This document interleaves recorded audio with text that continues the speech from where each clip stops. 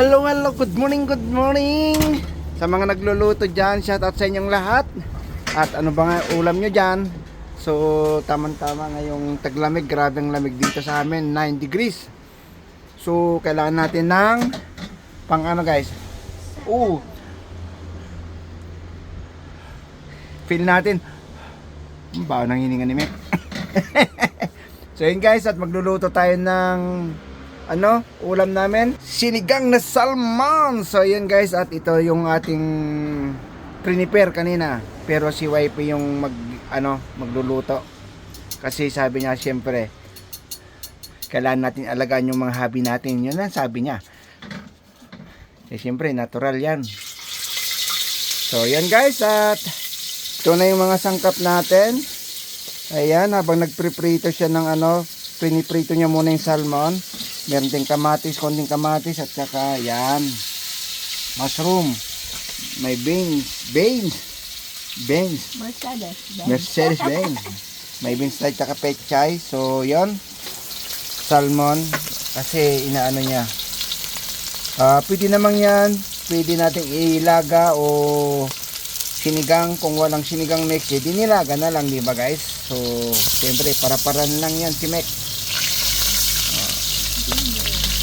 So, ito yun, apprentice lang tayo dito. Ano lang natin kung paano magluto. Ganyan lang magluto si wifey guys, kaya tignan niya naman.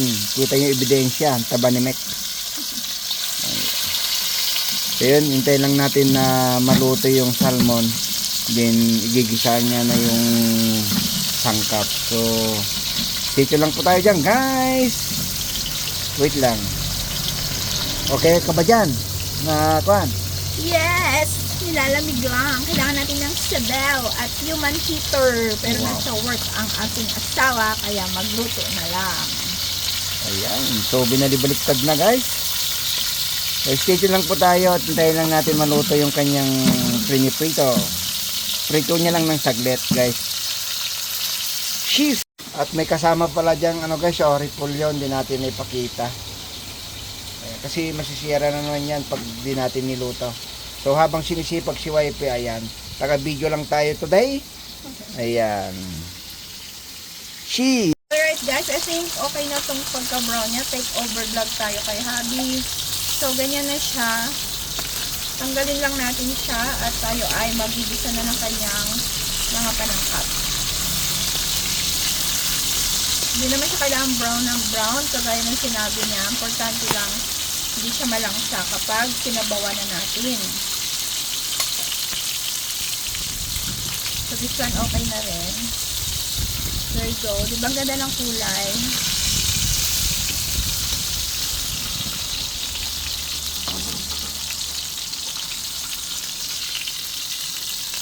Yan. Isang lang yan siya guys, isang piraso. Kasi dalawa lang naman kami ni Papa. Tanggalin na rin natin yung kanyang ginger. Alright.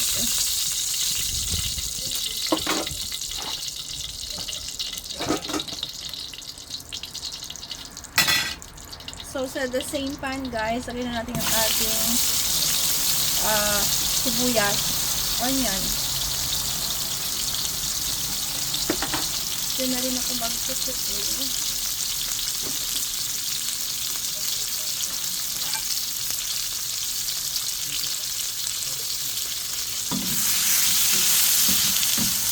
Diba lalaki ng kanyang slice? Halatang sasabaw lang siya. Pag medyo caramelize na siya ng konti, diba, pwede na natin ilagay yung ating tomatoes. Konti lang din yung natira sa akin. Ano yun mga marites? Wala silang magagawa. Hindi na magbabalikan mga yon. And pwede na po tayo maglagay ng ating paminta. Bango? Pepper. Kami pa lang. Ito yung tinatawag na guys. Kahit hindi ganong mamahalin. Ang binabayaran dyan yung effort at with love. Season with love ang aming ulam guys. May seasoning with love yan, kaya masarap. Tama naman mga tirada ng asawa ko. Sisipagin ka talaga magluto pag ganyan asawa mo, guys. Then, you can add some patis. Nag-jacket mo, basa na. Bakit? Basa to eh. Yan, basa. Basa pa. Tuyo yan pa, malamig lang. Hindi na alam ng asawa ko yung basa at tuyo yata pa. Dahil malamig kasi nasamaan ata yan, nilabas niya kanina dun sa bibig. And now, we can add some water.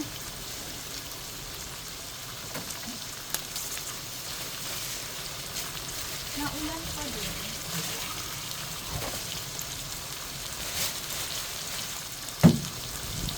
Guys, ilagay na muna natin yung ating beans pala bago tayo mag-add ng water para mabilis lang kasi tanghaling lunch break na nila.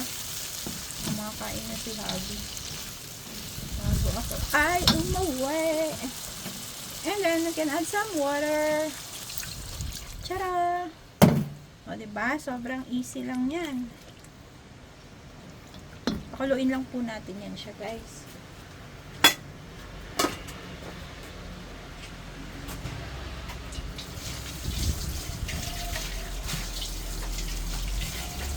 So yun guys, at ano natin, update kayo, ayan, nakulo na. Palambutin lang natin yung beans. Ayun pa, pwede ka na nag-milog. Pagdating sa sales stock, dami ko kayang kumiyente sa ano, di ba? Siya- Dun sa Peru. O nga, to, say hi to my vlog. vlog. Puro pa man yun, puro sila mga mamasang. Oh. Oh, si hi to my vlog para makita ka ni Gracia. Ay, vlog. Para makita ka ng Gracia, mag-si hi ka. Yung mga vlogger kaya sa akin, kapag mga pinag-aarap ko mga yun. Sabi mo, si hi to Gracia ka mo, dali. Shout out. Shout out mo na. Naiiyak ka. Ano pa na? Ha? Anong pangalan, loko? Ano pa na? Si hi to Grace. Sige na, para mapanood niya to. Sa tayo ba? Ganon. Oh. So yun guys. Maingay yung aming nilagay na namin yung aming mushroom. So yan, ang sarap. Pinalo-halo na ni Wifey. Ayan. Pakuluin lang natin kasi na natin yung salmon. Tapos na yan. So dito tayo sa kabila. Tuyo siguro yan. Ha? Sinigang na tuyo daw. Ang talo ng patinig yung malam, narinig ba yung sinabi ko sinigang na tuyo? Ayun na, si hi to vlog. Hi, vlog. Shout out. Hello, vlog! Shout out po! Para kasama ka naman sa aming panangalian. Oh. Shout out, vlog. Pao. Ayan guys, si Lisby. Baka Vlogger!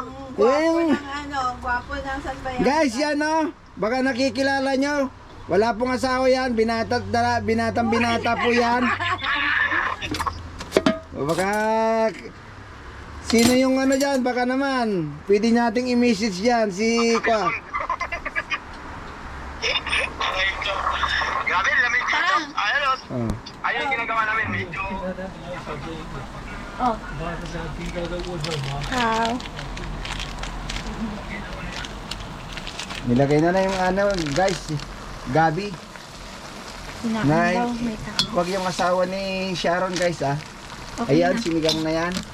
O, so si Lisby, dito tayo sa ulit sa, ayun, Idol ng Bayan.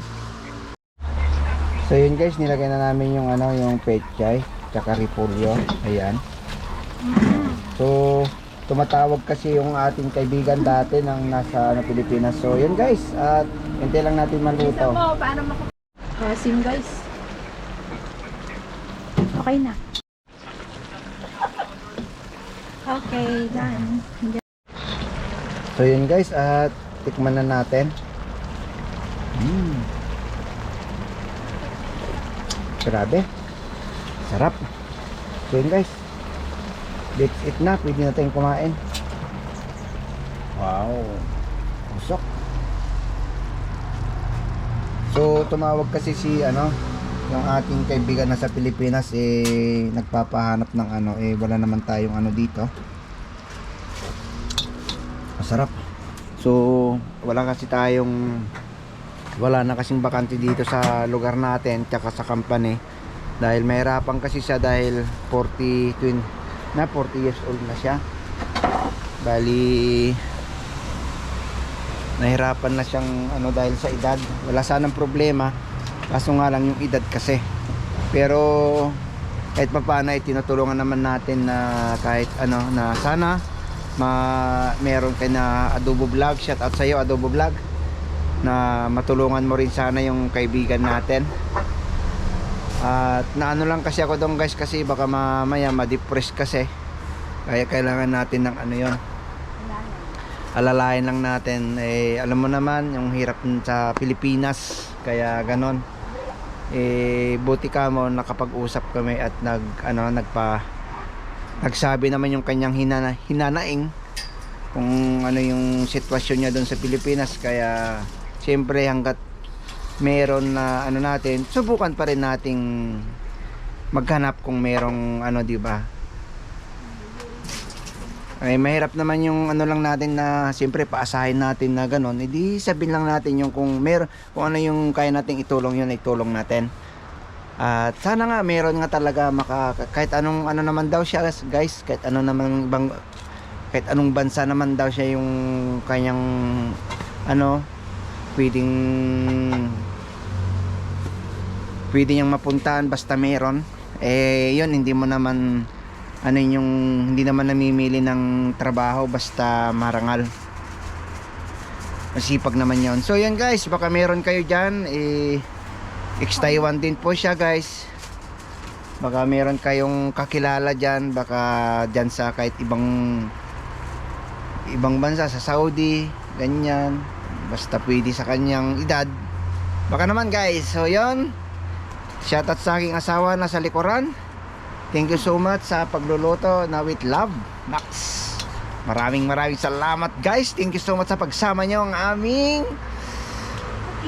cooking show today. Thank you so much. Stay humble. Peace out.